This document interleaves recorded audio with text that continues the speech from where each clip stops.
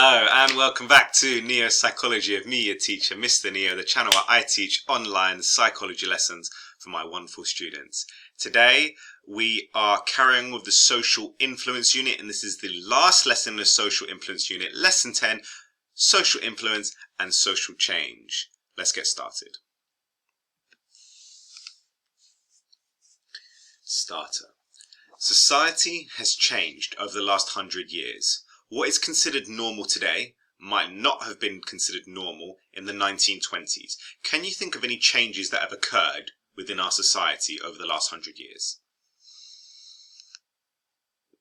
Now, research into social influence does not just tell us how individuals change their beliefs and behaviours, but also how whole societies might change. If we look around us, we find evidence of social influence in many different types of social change.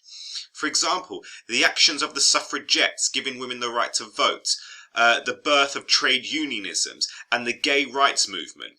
The power that persuasive groups possess in order to bring about social change is their ability to organize, educate, and mobilize support for their cause. When individuals band together and form an organization to focus their collective power, social change can be the result. So, we're going to have a look at social change through minority influence and social change through majority influence, and then we're going to evaluate it. Let's start with social change through minority influence. If an individual is exposed to a persuasive argument under certain conditions, they may change their views to match those of the majority. To match those of the minority, rather. There are 5 stages to this conversion. These 5 stages are: 1. Drawing attention to an issue. 2. Cognitive conflict. 3. Consistency. 4. The augmentation principle. And 5. The snowball effect. We will examine each stage with an example: the suffragettes. 1. Drawing attention to an issue. A minority can bring about social change by drawing attention to an issue, e.g. suffragettes and the lack of votes for women. Right? You need to draw attention to the issue. At the moment, we've got a lot of those activists who keep gluing themselves to the road and blocking roads and causing traffic, or throwing paint on famous paintings to draw attention to issues about the environment and global warming. And people are like, why are they doing this? People hate them. People hate people doing this. They really despise them. Well, they're drawing attention to the issue, okay? And that's what they want to do. 2. Cognitive conflict. A minority creates a conflict in the minds of the majority between what is currently believed and what the minority believes. For example, only men being allowed to vote, right? So it starts this cognitive conflict in your head, okay?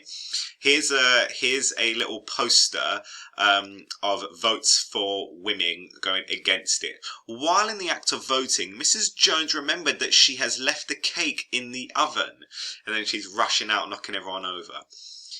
That's obviously an argument against having women votes for women, because it's almost like saying they're inferior and they've got other things, other priorities. But it starts this cognitive conflict. Once you've brought attention to this issue, women should have the right to vote. Some people start thinking, should women have the right to vote? Why don't they have the vote? And it starts this cognitive conflict. That brings us on to stage 3, consistency. Social change is more likely when the minority is consistent in its position. For example, the suffragettes were consistent in their views regardless of other people's attitudes, right? Everyone's like, what? No, we don't want to have women voting. But they were consistent. Yes, women should have the right to vote. Deeds, not words. 4. The augmentation principle. If a minority suffers for its views, it is taken more seriously. It shows commitment. For example, suffragettes risk imprisonment, force feeding, and sometimes even death.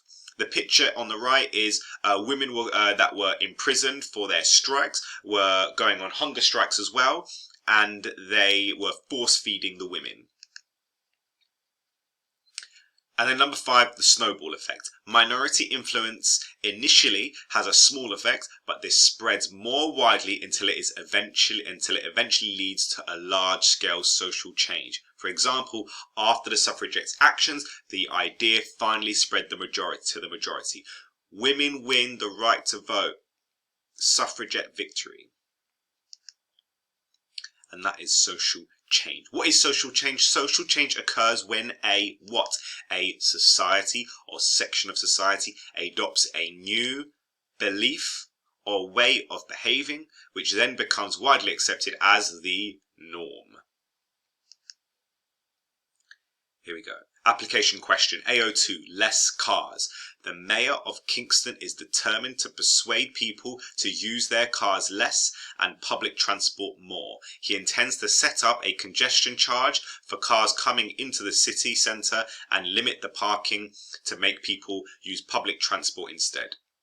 He knows this will be an unpopular message to the people of the city, so he seeks advice on how he can achieve this social change. Using your knowledge of the social change through minority influence, explain how the majority can bring about this social change. Think about those 5 stages. How can we change? How can we have minority influence change social influence, social change?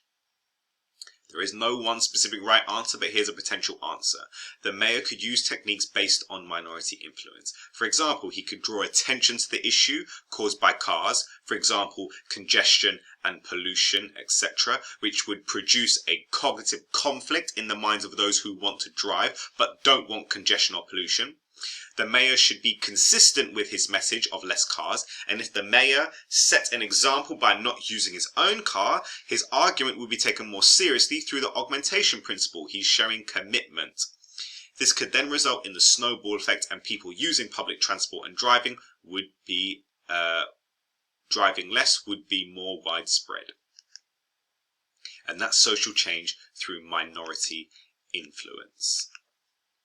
Identify one thing you've learned about social change through minority influence. Why do you think learning about this is important? What was the hardest part to understand about this? And has this raised any questions for you?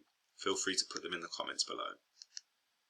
Let's have a look now at social change through majority influence, i.e. conformity.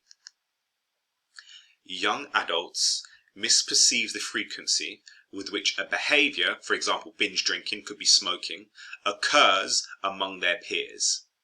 Social norms interventions communicate to a target population the actual norm concerning such behaviour in the hope that recipients will change their behaviour to bring it in line with the norm, i.e. telling young adults that most people are not binge drinking. Okay? Normative social influence. If you're telling the majority of young people, actually, most people aren't binge drinking and that isn't the norm. In Montana, the correction of misperceptions about the norm of drink driving led to a reduction in the behavior, in the frequency of this behavior. So they put out little adverts and posters saying most Montana young adults, 4 out of 5, don't drink and drive. So it is not the norm. And that is social change through minority influence. Identify one thing you learn about social change through minority influence. Why do you think learning about social change through minority influence is important? And what was the hardest part to understand about social change through minority influence? What questions has this raised for you? If you have any questions, as I said before, write them down below. We're 2 learning objectives through already. We are absolutely smashing this. We're on to the final one.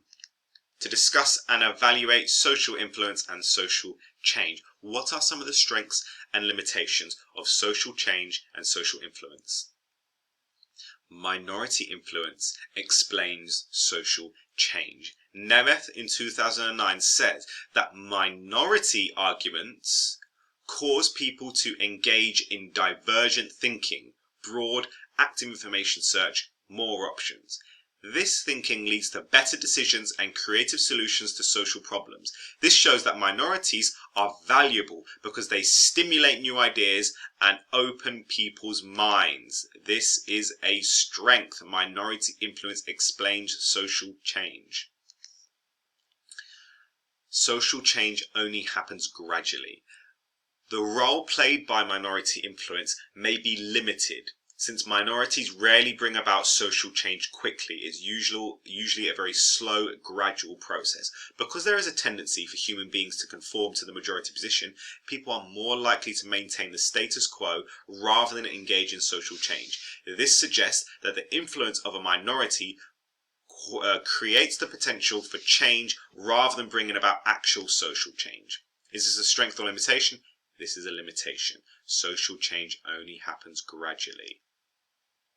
Finally, support for normative social influence in social change. Nolan et al. Hung messages on front doors of houses. The key message was most residents are trying to reduce energy usage. Significant decreases in energy use compared to control groups who saw messages to save energy with no reference to other people's behavior. This shows conformity can lead to social change through the operation of normative social influence. And we learnt about that in lesson 2 of this unit. Can you summarize each evaluated point into your own words? Can you summarize the evaluated point into exactly 10 words if you want to challenge yourself?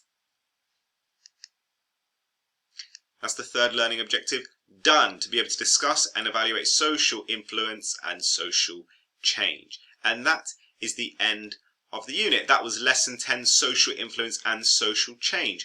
Well done for taking part in the social influence unit. If you have any questions, let me know. Otherwise, I've been Mr. Neo. Well done, my neo-psychologist. God bless and peace. I'm feeling like Will, I feel like a prince, I'm feeling myself. I'm loaded with bills, cause I wasn't blessed with no Uncle Phil. Don't know how it feels, I wanted to flex, they told me to chill. I'm making a flip, my life is a flick, now load up the film.